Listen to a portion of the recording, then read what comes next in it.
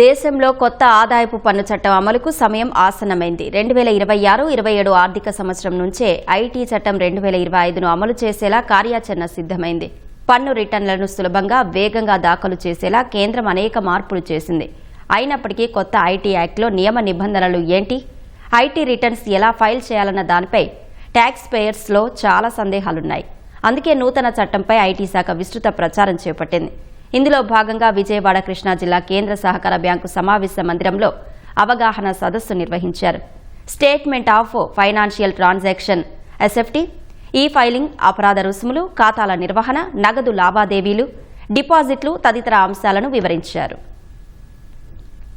How to file their SFT within the due date in proper manner. ఎట్లా file చేయాలి, ఏమిటి, ఏ form, ఏ నంబర్లలో file చేయాలి అనేది ఈ 31 మార్చి 2026కి సంబంధించిన డేటాని ఎందులో ఎలా పొందుపరిచి డిపార్ట్మెంట్కి ఫైల్ చేయాలి అనే ఆస్పెక్ట్ మీద ఒక అవగాహన సదస్సు అనేది ఇప్పుడు క్రియేట్ చేశాము.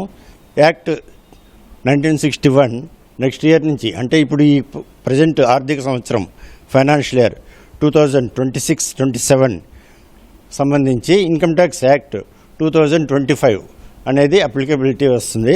అది నెక్స్ట్ ఇయర్ ఫైనాన్షియల్ ఇయర్ నుంచి మనం దాన్ని ఆ ప్రొవిజన్స్, ఆ యాక్ట్లో మారిన form numbers, income tax returns ఇవన్నీ చూసుకొని దాని ప్రకారము ఎలా ఫాలో అవ్వాలి అనే దాని మీద కూడా ఇప్పుడు అవగాహన అనేది క్రియేట్ చేశాము.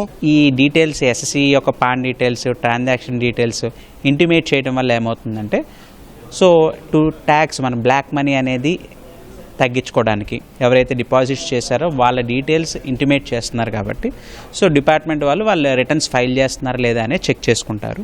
సో దట్ మన కంట్రీలో బ్లాక్ మనీ అనేది తగ్గే అవకాశం ఉంటుంది. And to curb the tax evasion, అంటే ట్యాక్స్ ఎవేజన్ని తగ్గించడానికి రిపోర్ట్ అయింది కాబట్టి ఈ ట్రాన్సాక్షన్ మనం కంపల్సరీ ఐటీ రిటర్న్స్లో డిస్క్లోజ్ చేయాలి అని చెప్పి, సో ట్యాక్స్ పేయర్స్ అందరూ కూడా ప్రాంప్ట్ డిస్క్లోజర్ అనేది దీనివల్ల చేస్తారు. అంటే ఈ ఎస్ఎఫ్టీ ఫైలింగ్ వల్ల ఇద్దరికీ యూజ్ ఉంటుంది. ఖాతాదారులకు కూడా ఏంటంటే వాళ్ళు చేసే ట్రాన్సాక్షన్స్ మన యొక్క ఏఏఎస్, టీఏఎస్ అని చెప్పి tax information summary, annual information summary అని చెప్పి మన పాన్లో అవి రిఫ్లెక్ట్ అవుతాయి.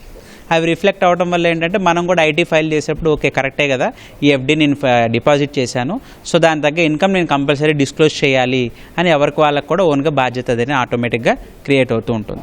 అంటే ఈ మారుతున్నటువంటి ఇన్కమ్ ట్యాక్స్ యాక్ట్ ప్రకారం 2025 యాక్ట్ అనేది ఏదైతే ఉందో అది చేంజెస్ అనేవి ఫ్రీక్వెంట్ చేంజెస్ జరుగుతున్నవి అంత అవగాహన ఉండదు.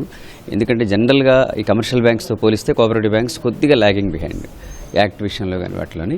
ఇలాంటి ఇంటరాక్టివ్ సెషన్స్ పెట్టడం అనేది ఖచ్చితంగా అడ్వాంటేజ్ ఉంటుందండి. వాళ్ళకి అప్డేట్ అవుతారు.